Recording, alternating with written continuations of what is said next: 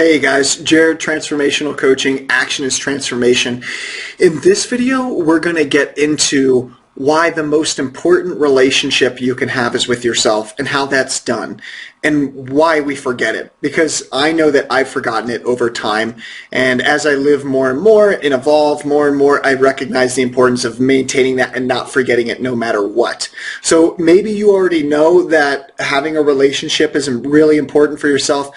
Please check this out because there might be more there that you're actually need to be reminded of, and there might be some things that you didn't catch up on the first time around. Life has this funny way of giving us a lesson, and then we get that lesson, and then we can forget about it later on that we got that lesson. And that's just the nature of living and being human and exploring. So, why is it important to have a relationship with yourself? Why is that the most important one to have? Many of us in our culture have grown up where our society's taught us to always look for things outside of us. We're conditioned that way. Do this program, go to this school, get in this type of relationship, and there's nothing wrong with that. However, the premise is a little bit skewed. Ultimately, when you're in your full power, and you're in good relationship with yourself, you'll find that you don't need that much out there in the external world. You really just don't. And it's because you're in the fullness of your own power and who you really are. And that's a great place to live from.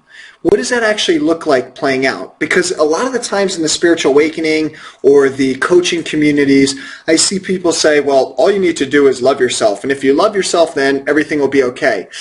Not necessarily so. Okay. That sounds really nice that, okay, I can love myself, but what does that actually look like played out in real time? Because for everyone, it's different. For one person, loving themselves is staying at work an extra 2 hours because they really like it. For another person, loving themselves is, going rollerblading and taking their sister to the movies. That's what I love to do. So loving yourself and how that shows up, it can mean a lot of different things depending on how you define it and what gives you that sense of joy and zest and fulfillment and fills you up. But it's really important to have that thing that fills you up, because if you don't have it, what ends up happening is we start losing our connection to ourselves, and we start losing our connection to a quality of life and quality people.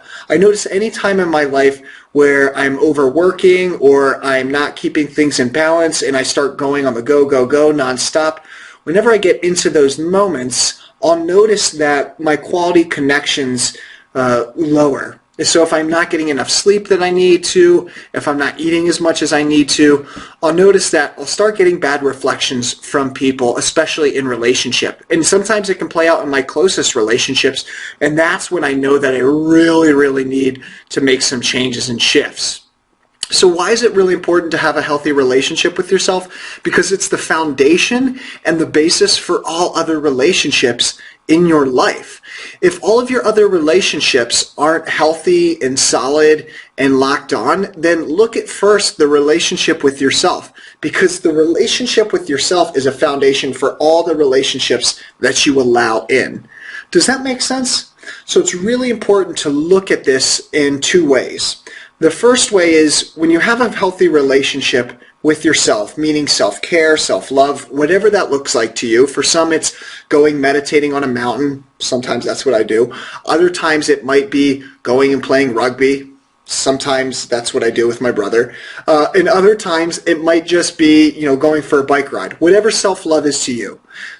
Now, that activity of self-love, it's filling you up in some way energetically. And that's what we want to do, is we want to plan our life and plan our relationships around things that fill us up. If we're always going to places or spaces or people that don't fill us up and that are taking relationships, well, you're going to feel depleted, you're going to feel tired, and that's not a really great place to be. So we want to spend time filling ourselves up, and that comes with having a healthy relationship to ourselves. So you make yourself a priority. When you make yourself a priority, you'll see that you'll enjoy your relationships more and you'll enjoy your life more. But here's the scary thing. Most people are subconsciously afraid to do that, because when you make yourself a priority, other people don't become priorities. And it can include family members, it can include friends, it can include people in your life who you never would have thought who wouldn't show up for ways that you want them to show up.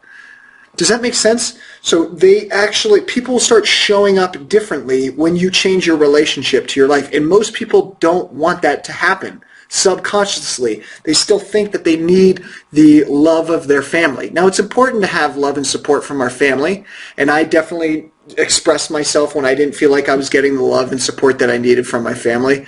But now, because I know that that's there, and I make my own self-love a priority, suddenly it's like it's not as a necessity as I used to think it was.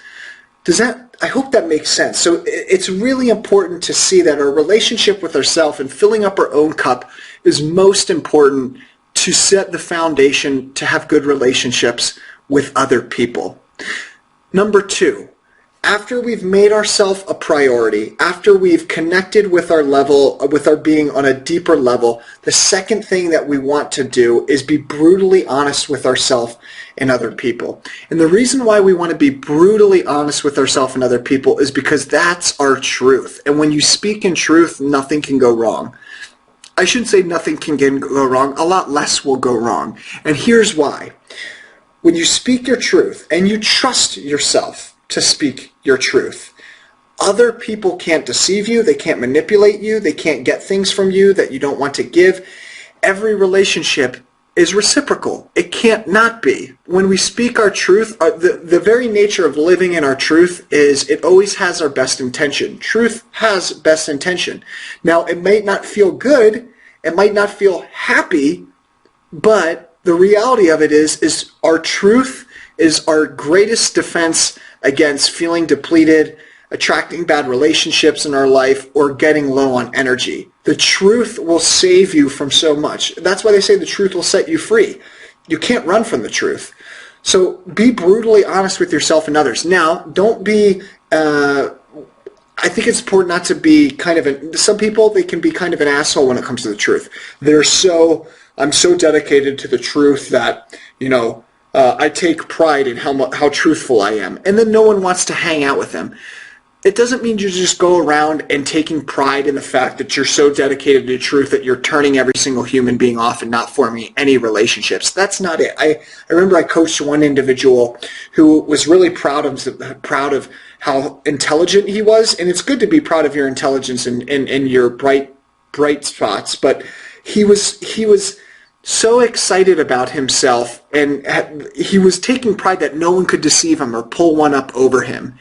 And so I remember when we were in a coaching session together, he was like trying to test me all the time. You can't get at me at this angle, or you can't get at me at that angle. And then I told him, I said, do you realize that I'm not trying to get at you at all? Like, why do you think that I'm trying to get at you? And then he stopped and slowed down, and he didn't realize that he had this egoic defense up where he was just trying to be brutally honest with people so he could prove to them that he couldn't be manipulated or no one could get one up on him. And once I saw that truth, I spoke to that. I said, did someone really hurt you when you were younger? Because I feel like you're always trying to prove to other people that you can't be manipulated and that no one can get one up on you. And you're doing that to me, and I'm not even trying to get one up on you. So what's that really about? And he kind of sat back and relaxed, and that was when he realized, I'm actually kind of being an asshole, and that's why I don't have too many relationships in my life. I might be speaking my truth, and I might be speaking the truth, but I'm doing it from a place of trying to be a one-upper and trying to prove, not from a place of love and compassion. People feel the truth, but they also feel where that truth is coming from. And if that truth is self-serving you, and you share them that truth, then they're not going to like you. But if you share that truth with them from a loving place, they're going to feel that. And it's actually going to create a deeper, more authentic connection. So yes, being brutally honest, it will push people out of your life, but it will also bring some people into your orbit way, way closer and more connected in a way that you might have never thought was possible or imagined. And that's great, because that feeling of connection is what we're really looking for. That's what everyone's craving. Authenticity breeds connection. Authenticity breeds trust.